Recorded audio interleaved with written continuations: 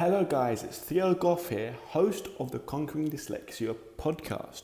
Today we are continuing our series with Sarah. Now she's truly an amazing person who I'm assuming has a chat to many times, we've been close friends with.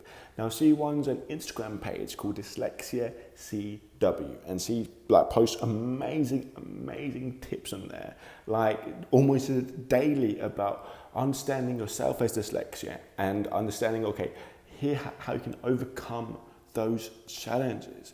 And I'm speaking to her today about how she's so passionate. What do people need to learn about dyslexia in order to take control more of their own lives?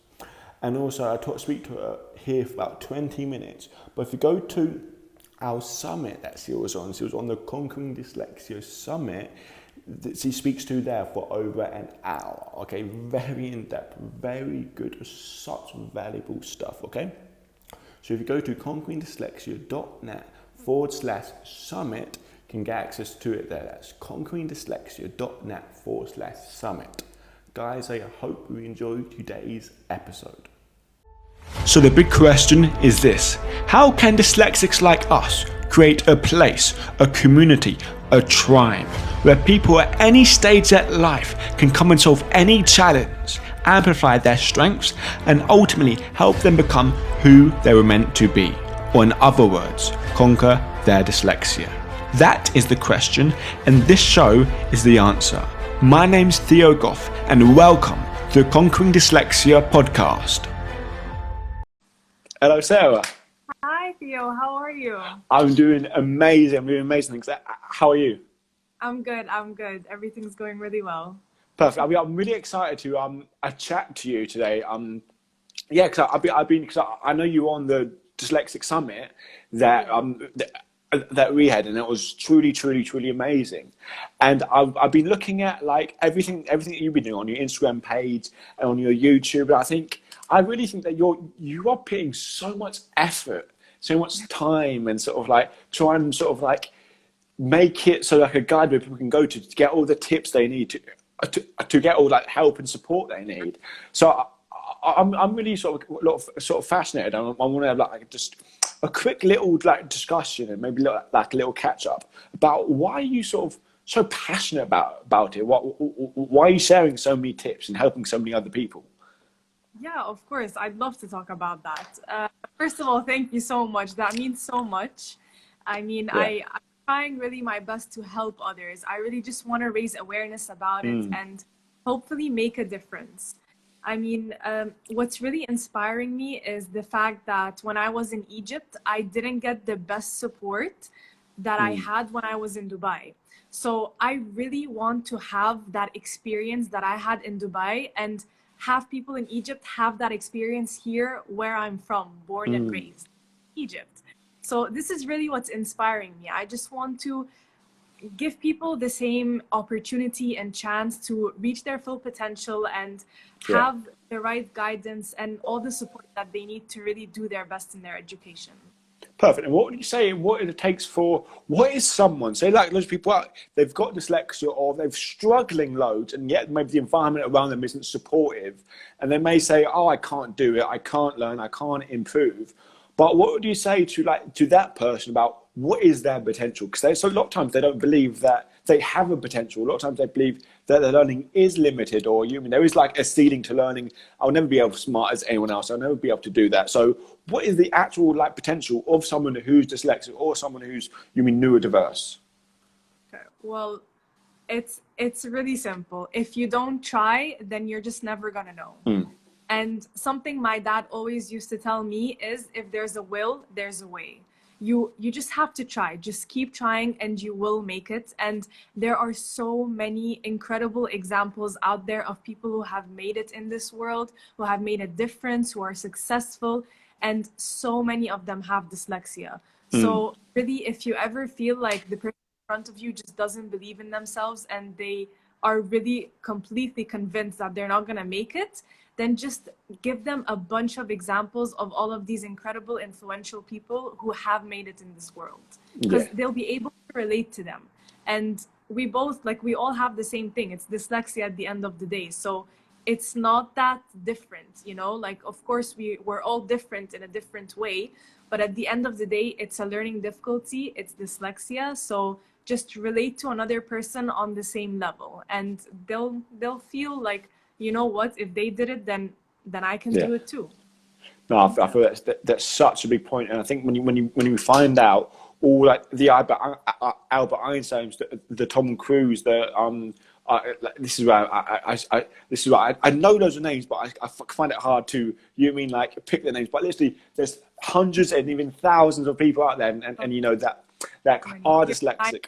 Whoopi Wahlberg. Yeah. Who else? Will Smith, Muhammad Ali. Oh, yeah, There's he's a good one. so many amazing people. Yeah, and I always feel sort of these people have like they've done great things, like a lot of great things. They had so much struggle. They fought for something so really meaningful, and yet they work incredibly hard on a skill. Because I know like when Will Smith was like, I remember in a little video he says, "I'm going to get on a treadmill, and if I'm racing someone, you're going to get off first, or I'm going to die on that treadmill." And that's because I always think like that's it's such a really intense work ethic. But I'm so like convinced that loads of, not all of that, but a massive amount of it would have came through the struggles that people learn through growing up.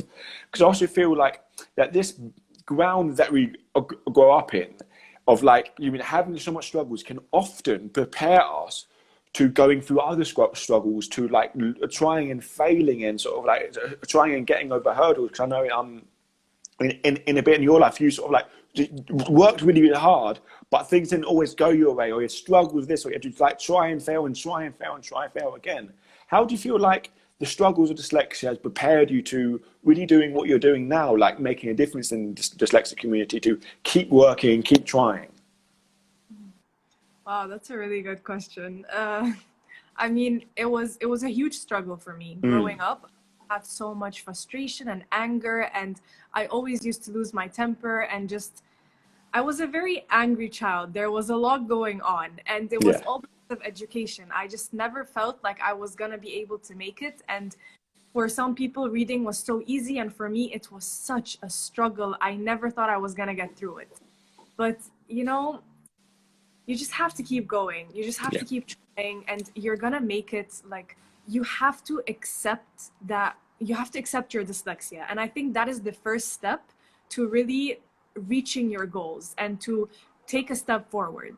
When you accept, then you, in your head, you kind of have this clarity that, you know, it's okay. I have dyslexia. It's not something bad. It's not gonna make me like not as successful as people. But actually, having dyslexia means that you have a strength that other people don't have. So when you find that strength, just keep working towards it, and you're gonna reach whatever goal it is that you're trying to aim for. I love that so much. I love that, and I'm talking about sort of like strengths and how can people like learn and sort of their journeys through growing and adapting. So sort of like, this is one of the biggest, strongest reasons why I wanted to create something like this, like the Dyslexic Summit, where I got all these amazing people from all these different backgrounds, like you. You mean growing up in Egypt? I never thought like I would have that person, but a person with their own unique look at life and their own unique experience that other people can say, oh, I'm going through that. I've experienced that, and they lay out a step-by-step framework, or like a framework saying, okay, where I am now to sort of like where I was to where I am to where I am now, like how to get there, and teach you so many valuable lessons along the way. So, like, how do you think, like for all these different people, but growing up for yourself and for other people, how valuable it is to be able to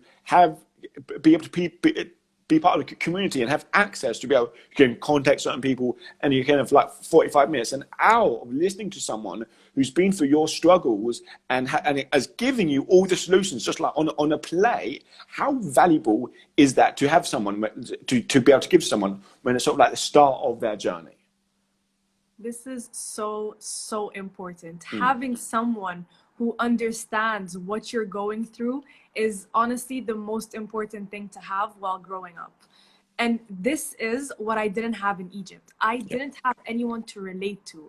I did have teachers who were supporting me, but they weren't dyslexic. So even though they know how to like help me with my education, they still don't understand what I was going through in my brain.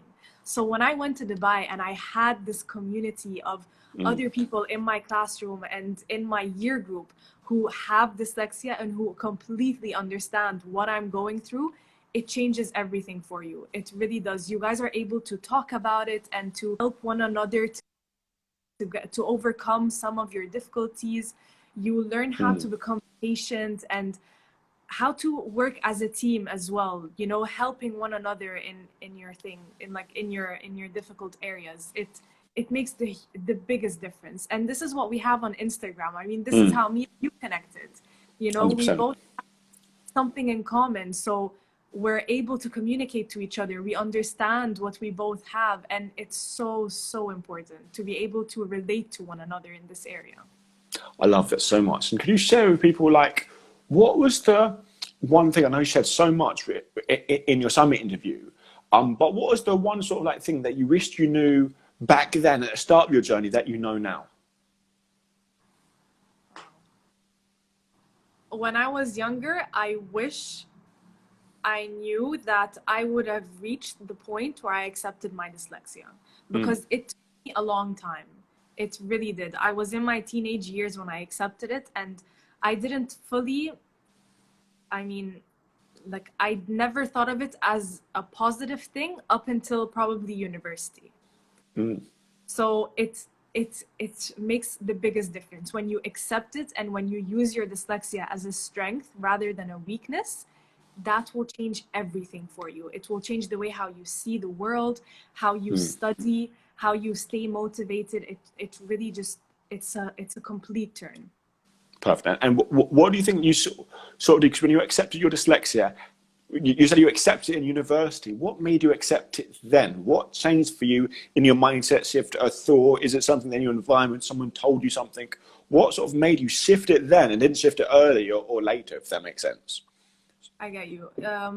Well, in school, you're having to take subjects that you don't particularly like sometimes. And some of these subjects might trigger some things like frustration and anger, and you have a difficult time with it. For me, university, I chose the one thing that I was so passionate about, and that was painting for me. That's fine art painting. That's what I graduated in. And I had no frustrations at all. My brain was completely at ease when I was painting all the time. And when I was doing research about art history and all these incredible artists around the world. So I think when I accepted that my dyslexia is actually making me better in my painting and in my essays for art history, that's what changed it for me. You know, like at school, okay, sure, I have it, I'm dealing with it in my exams, but university, I was like, wow, like it's making me better. It's making me a better artist. I'm being creative.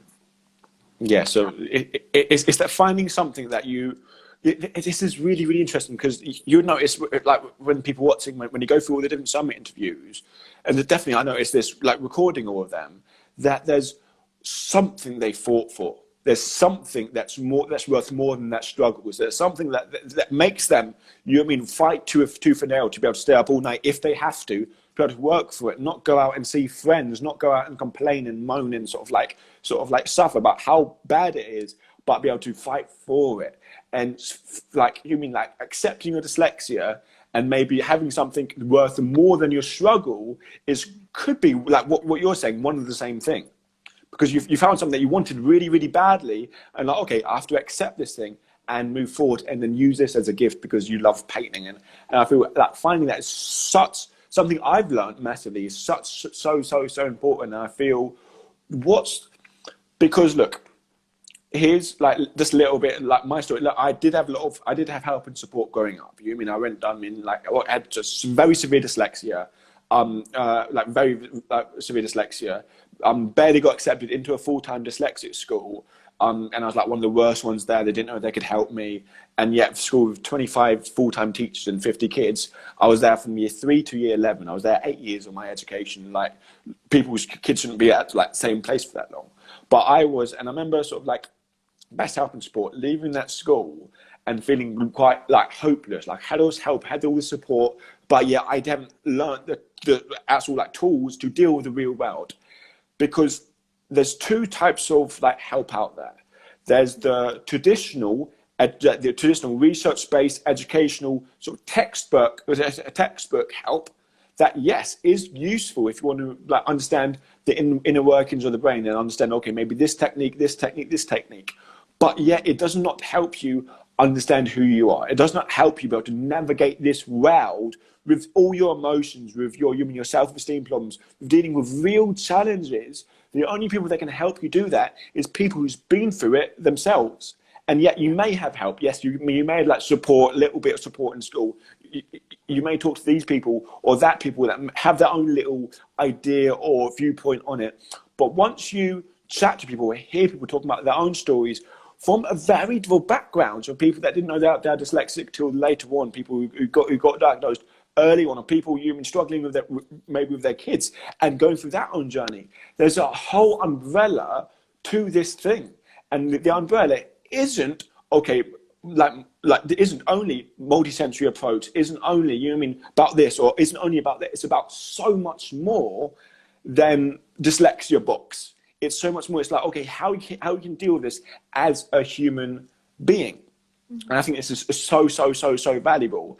And I just want to say, guys, that I know I've got a lot of value from chatting to you just here right now, and also value from all your different tips, and how, like, I know, like, how hard that is to choreograph it all, edit all the videos, make it all come out, and chat to all these different people. I know that, and basically, so how valuable it is, but also that for people to really realize, look, if they want help, if they want to listen to you a lot more, 100% go to your page. But at the 15th, 16th, or 17th, I believe you're on day, my memory's not, I'm guessing day 1 or day 2 of the summit, of the summit interviews on February. Is completely free to attend, completely free to join.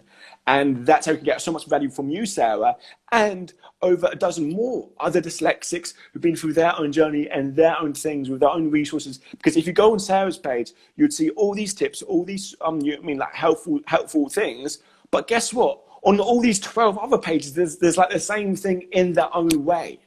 Yeah. So I feel there's such a wealth of knowledge, and it's not a wealth of knowledge out of textbook. It's a wealth of knowledge out of experience, which I would argue is infinitely more valuable than just textbook help. So is there anything you want to say on the front of, like, if people are on the edge of joining the summit, on the edge of saying, should I do it? Do another time, is it really worth it?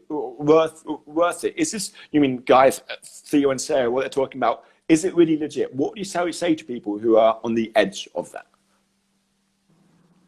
You mean to watch the summit? Yes, sort of like to sign on to free summit, or just like maybe they signed on, but to invest the actual time it takes to go through the videos, to learn stuff. How valuable do you think for their own growth? And it is. First of all, I just want to say congratulations and well done for being able to gather so many incredible people. Honestly, I am so grateful and so lucky to be part of the summit. And for anyone watching, this summit is going to be extremely beneficial for dyslexics and non-dyslexics.